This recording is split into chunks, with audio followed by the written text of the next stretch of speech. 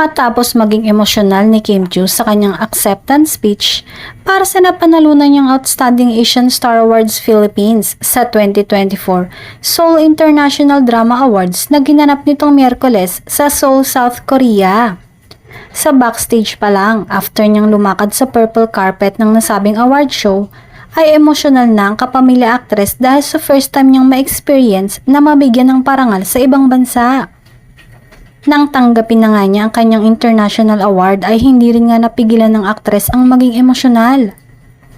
Inalay niya ang kanyang award sa kanyang fans na dahilan kung bakit siya nanalo. Dinedicate rin niya ang award sa mga taong nagbigay sa kanya ng oportunidad na magkaroon ng karir sa showbiz industry. Overwhelmed pa din daw siya hanggang ngayon sa mga na-experience niya. Sobrang hindi ako makapaniwala.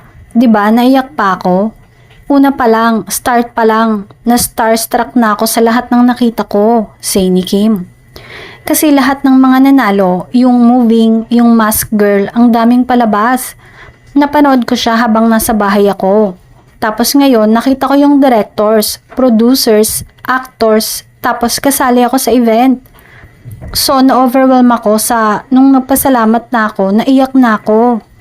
Samantala, bukod sa bonggang suot ni Kim at litaw na kagandahan nito, mas nakaagaw pansin at hindi nakaligtas lalo sa mga Kim Pao fans ang suot-suot nitong singsing kung saan sinasabing ito ay bigay ni Paula Avellino.